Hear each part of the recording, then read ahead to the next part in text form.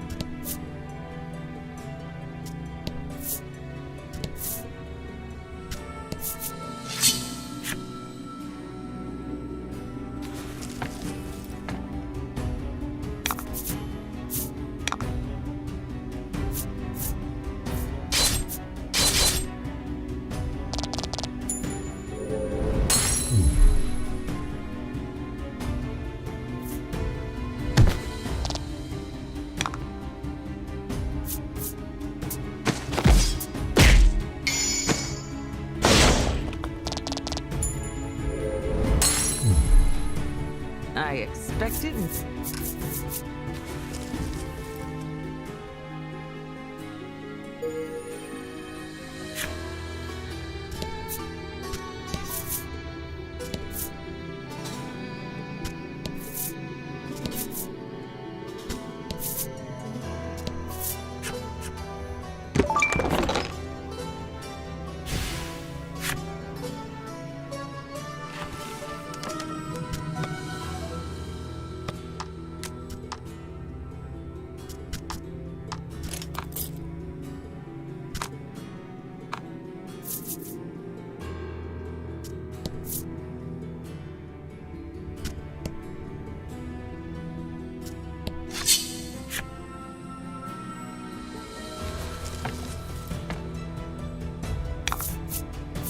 Battle time.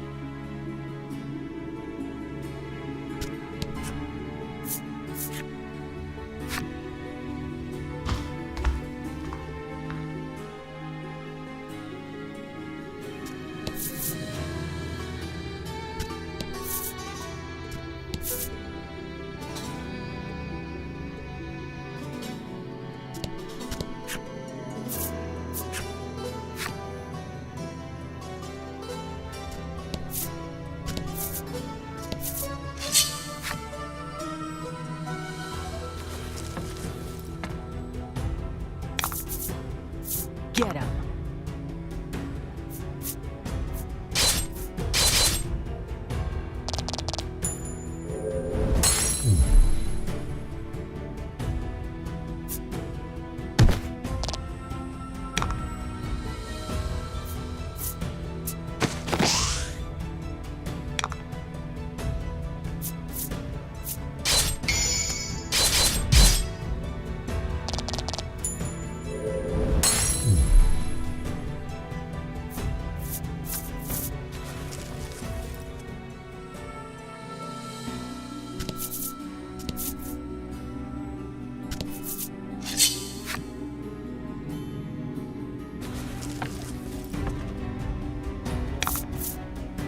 Battle time.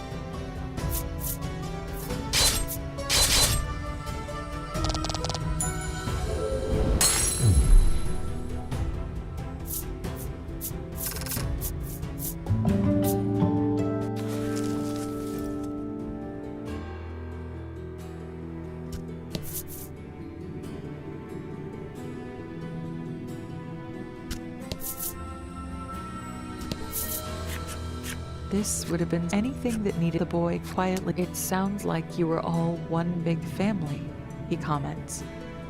You nod, a little teary-eyed. You realize that you've been the only one talking, and ask the boy to tell you about his own past. But the boy simply shrugs you off. I don't see the point, he says, somewhat sadly.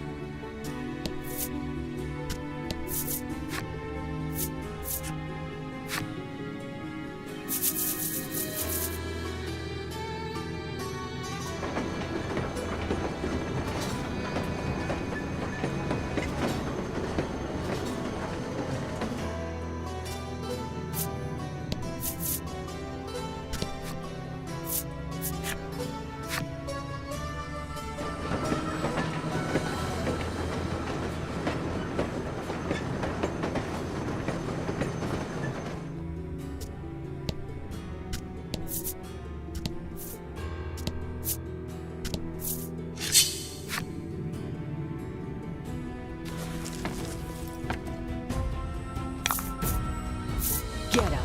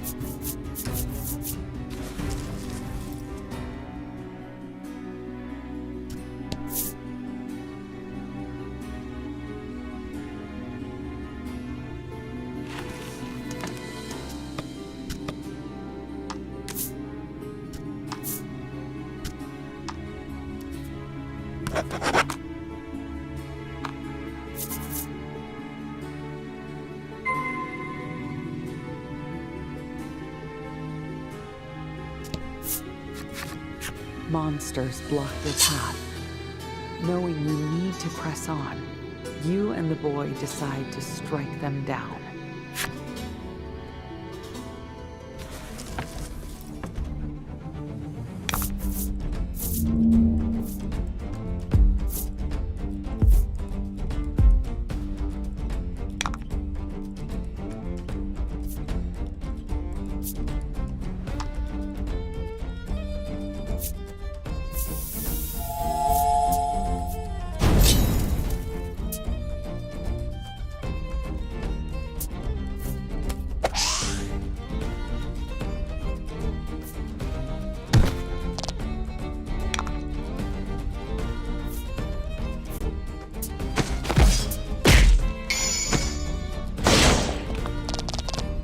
Beautiful.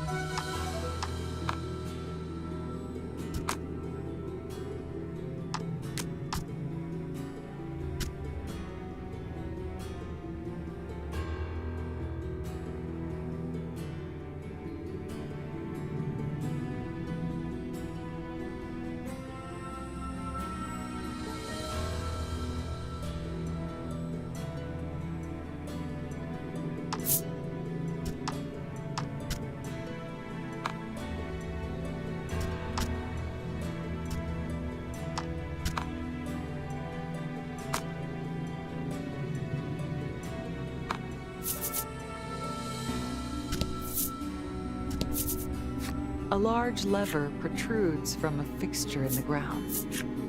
What might it control, you wonder? You heave the lever over to the other side. You hear rails squeaking somewhere off in the distance as they slide into place.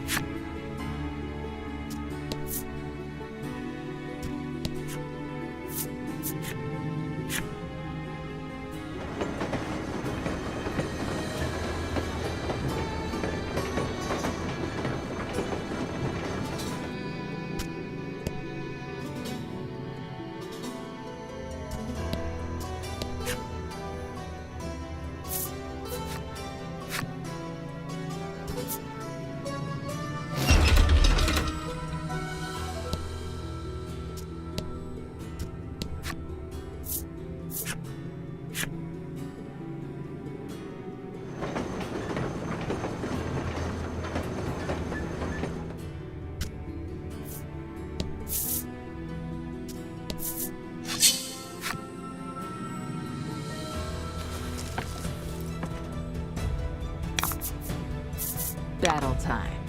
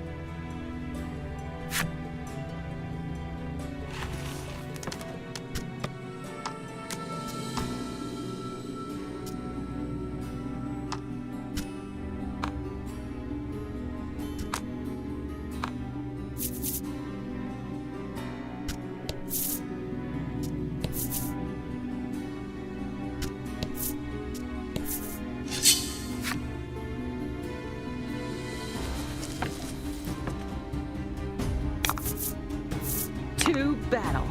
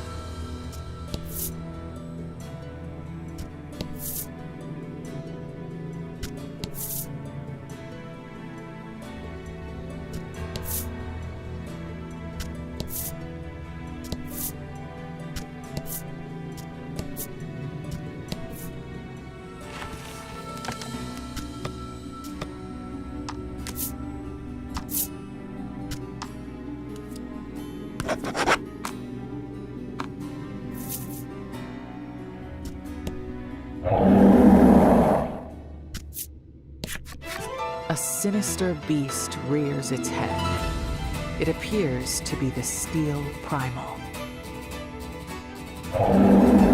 The monster seems enraged and has lost its senses. "All your fault," you exclaim, brandishing your weapon at the beast.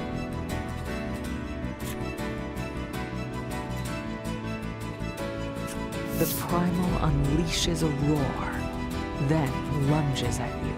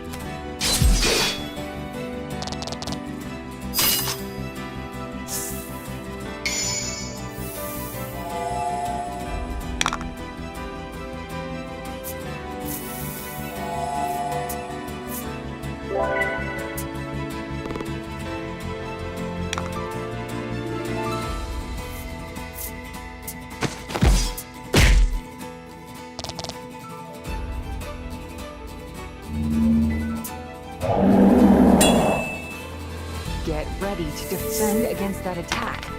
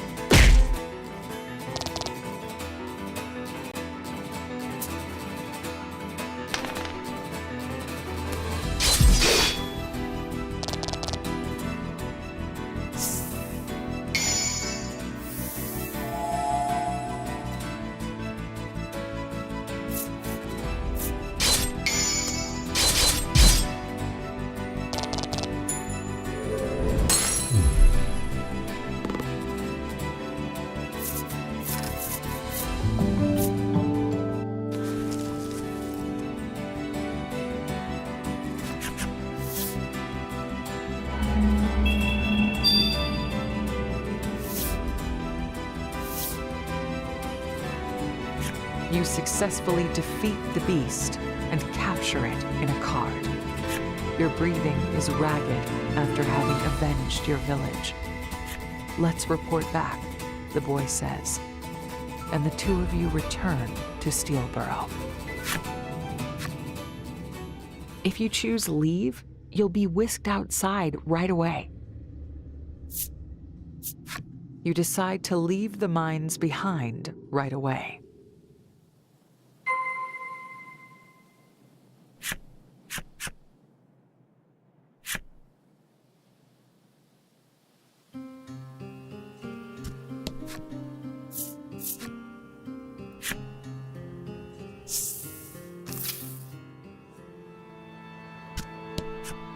What can I help you with? The shopkeep asks.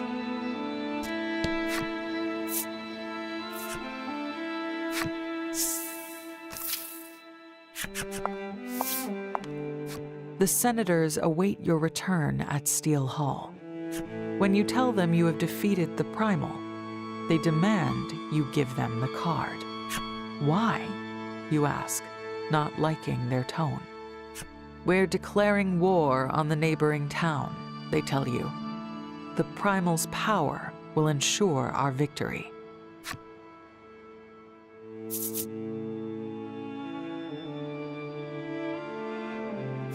Fighting beasts is hard enough.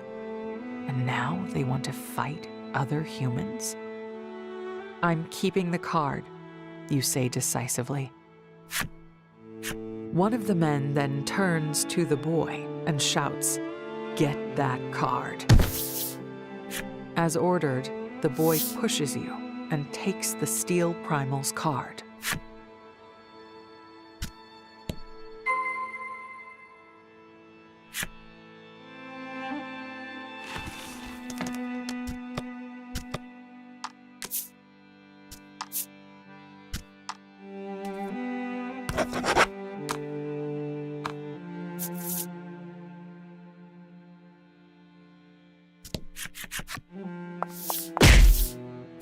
When you try to take the card back, he pushes you once more. "What are you doing?" one of the senators roars. "Give me that card this instant." He approaches the boy, and then...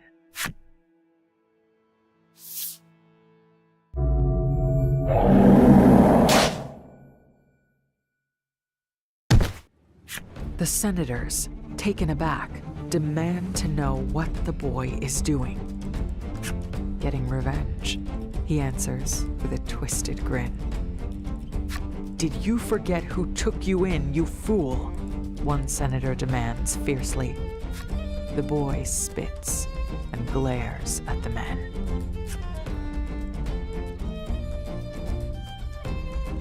So he's getting revenge for the horrible things the senators have done to him. "I'm a human being," he shouts, before killing every last one of them.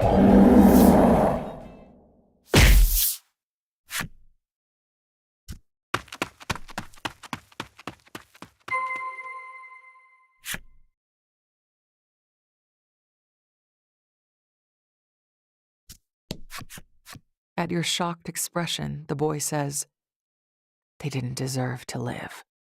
He explains that the Primal only became enraged after the senators attempted to claim its power.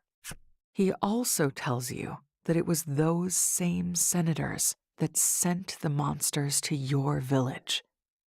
It was all a ploy to get the Sub-Terrans' power to control monsters. Faced with the truth, you find yourself at a loss for words.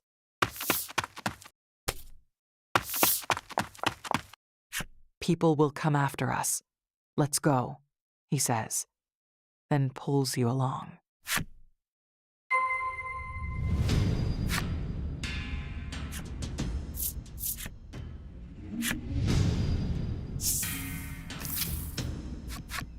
"We'll take a sand skiff and flee," he tells you. He claims there are plenty of them in Steelborough.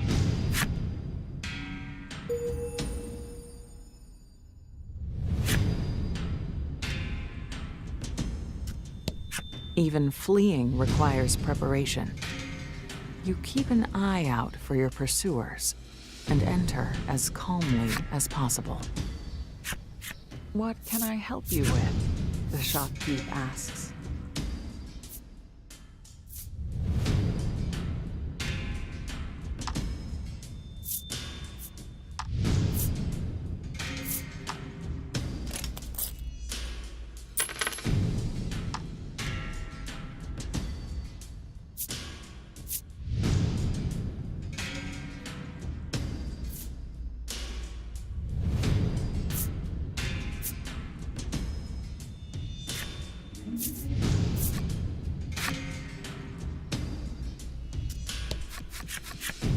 Just as the boy said, there are several sand skiffs at the entrance.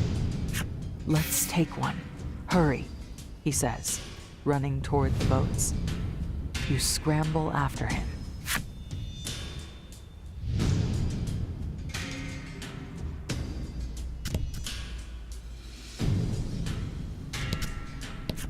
Before you can board the boat, you stumble. "What are you doing?" the boy demands. Though his tone is harsh, he helps. Just then, guards from the city catch up to you and attack.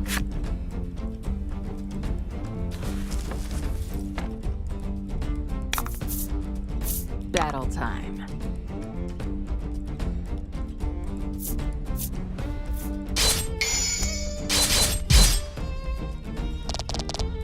Beautiful.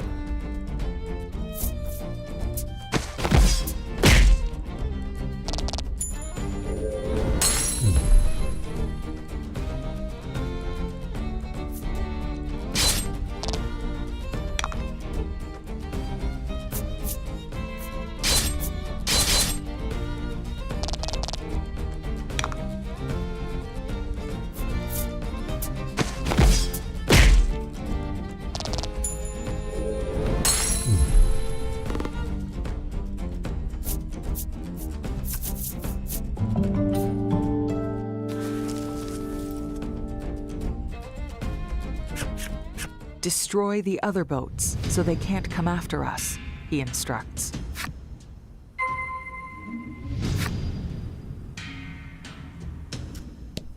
You summon the Steel Primal, who easily crushes all the sand skiffs.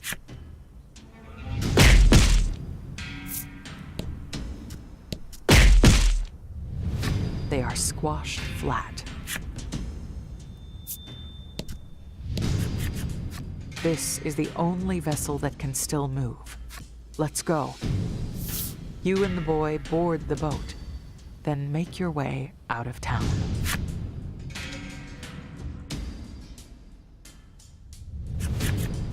According to the boy, these boats can traverse quicksand, which is impossible on foot. Meaning, if you can get across some, your pursuers won't be able to follow. There's a large swath of it to the east. We'll lose them there, he says.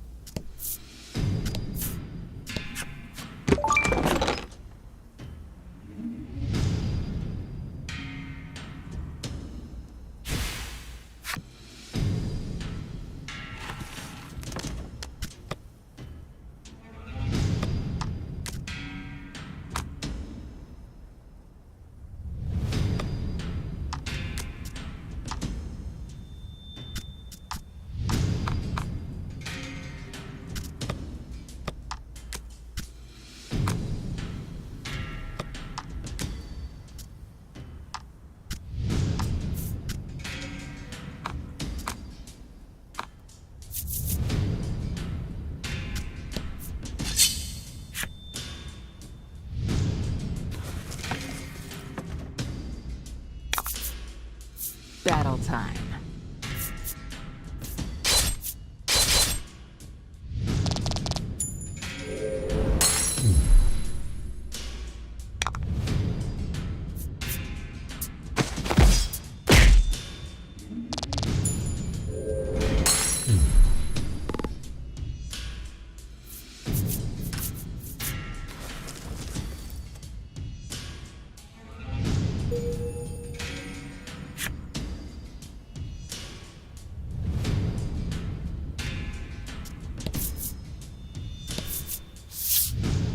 You plunge the sand skiff over the quicksand, then cautiously look around.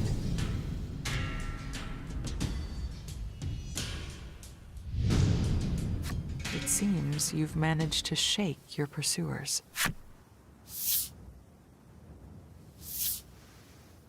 The boy returns the steel primal card to you. "I'm sorry for using it," he says. You take the card back from him. "What do we do now?" you whisper.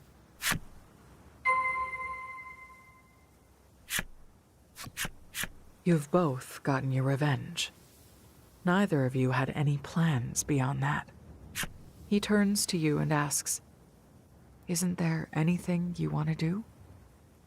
"How about you?" you question back. The boy gives a somewhat sad laugh. You place your hand to your chest and wonder what you want to do.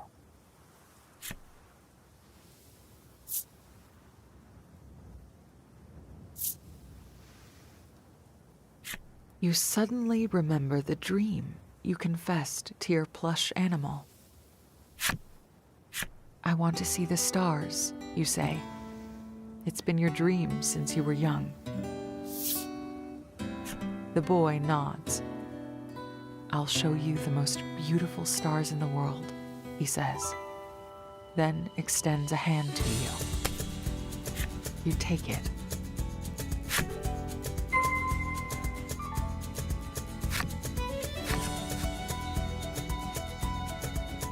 You both realize you haven't introduced yourselves yet and share a laugh. "Legol," he says, "where your journey to avenge your village ends, a new one with Legol begins."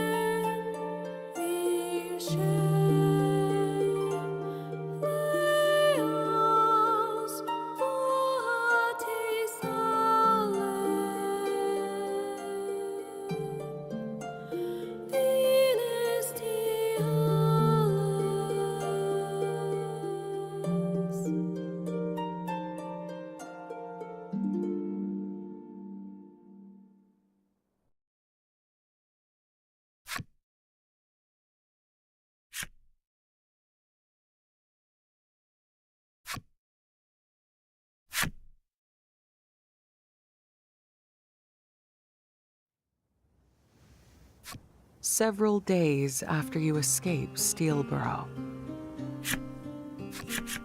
Legol helps you row aimlessly through the desert.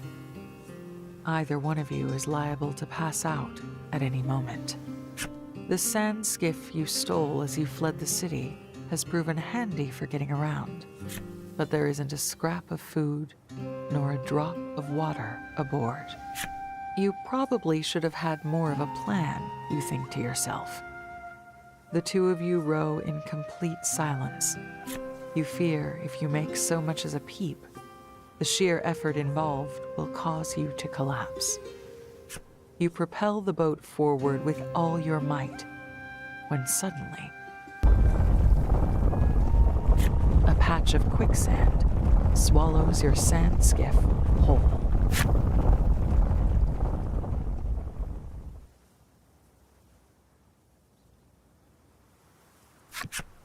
Where are we?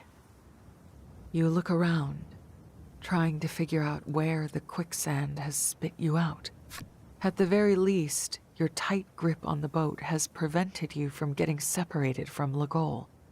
But In a desert this vast and empty, there's no telling how far the quicksand might have taken you. We better find some water, Ligol grumbles, shaking sand out of every possible crevice. His comment snaps you out of your bewilderment. You nod at him and begin searching your surroundings for potable water. Unfortunately, your legs are less cooperative. They may as well be made of lead.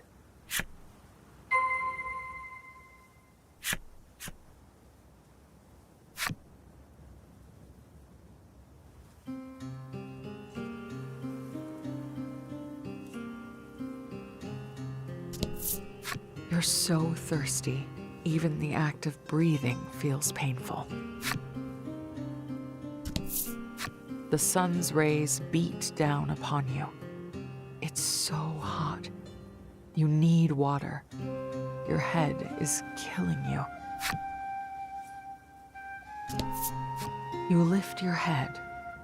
There before you, impossibly, walks Ram, your plush animal.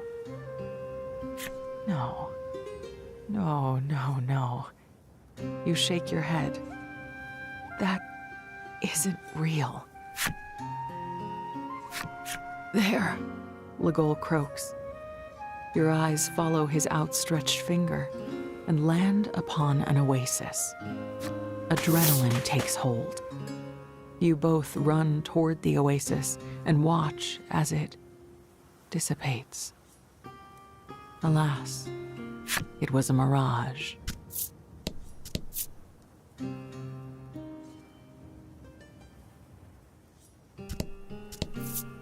So hot, so thirsty. Water. Ram waves to you. Are you hallucinating? You don't know anymore. So hot. Water. You feel your consciousness slipping away.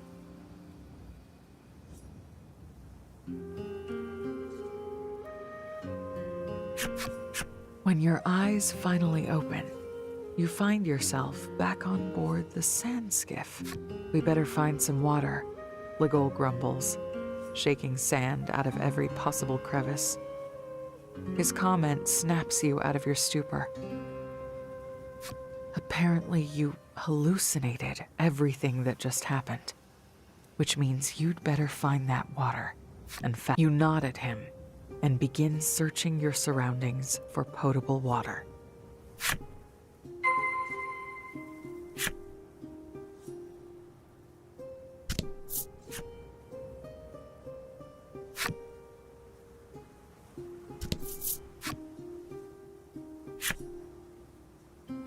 You open the treasure chest to find a bottle. You snatch it up, but it's empty. Ligol's shoulders drop in unison with yours.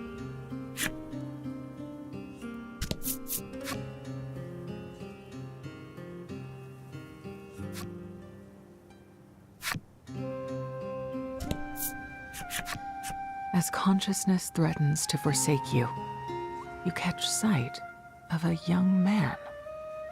You've come at a very good time, he chirps.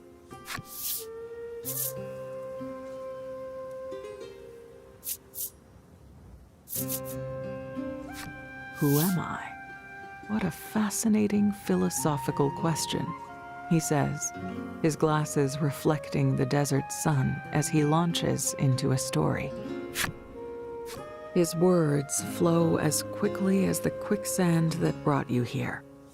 Ligol musters every last ounce of his strength to try and interrupt the torrent of babble, when suddenly...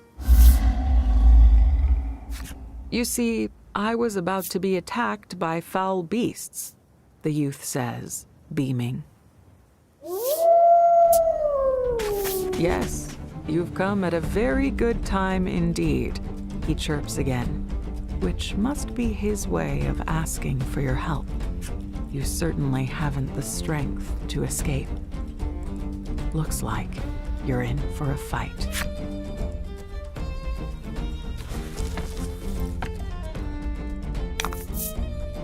Battle time.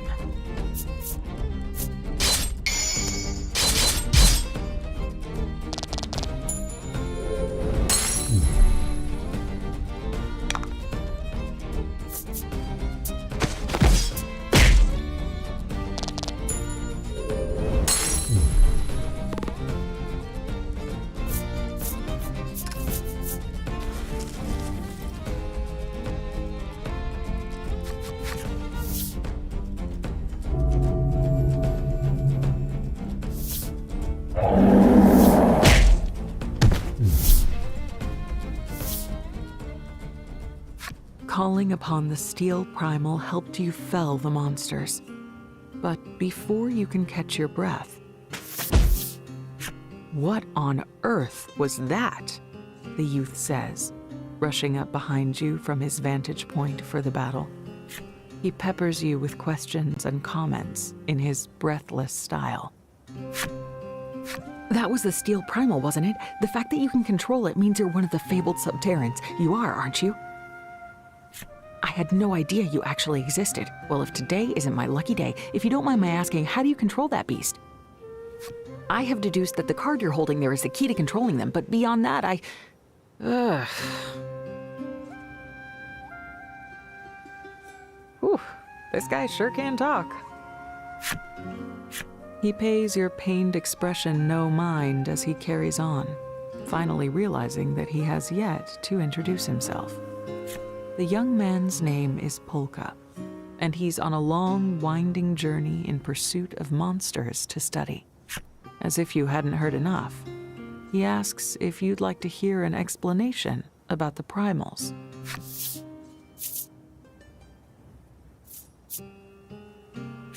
You agree that you would. As the words leave your lips, you realize just how addled the heat has left you. Polka, however, hasn't even done you the courtesy of waiting for an answer. He's already chattering away about the primals. There are 3 kinds, he tells you at breakneck speed. In addition to the Steel Primal, there exists a Fire Primal and a Frost Primal. And all are powerful enough to cause changes in their natural environment because of, unfortunately, your fevered brain can parse no more of his blathering. Look, we helped you, so give us some water already, Ligol barks, clearly out of patience. Finally, Polka closes his mouth for the first time since you've met. He looks rather contrite, for he, too, has no water on his person. You stare at him, speechless. You know, I'm actually rather thirsty, he says, and clearly his was a thirst brought on by incessant blabbering rather than fleeing from monsters. You both look at Polka's crumpled form, and then at one another.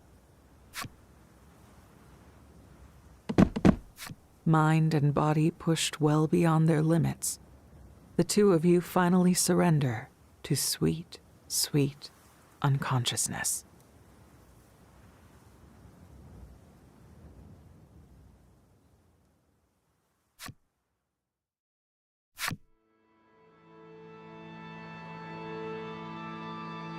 You awaken to find yourself lying down inside a tent. Startled, you leap to your feet. Well, you seem much better, a woman says sweetly as she enters.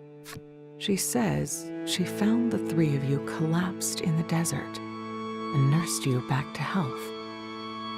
You thank her and quickly ask where she's taken Ligol.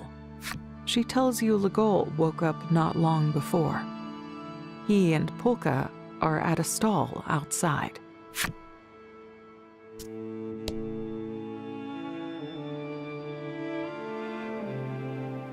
You exit the tent to find several more lined up before you, It looks like you've been picked up by a caravan.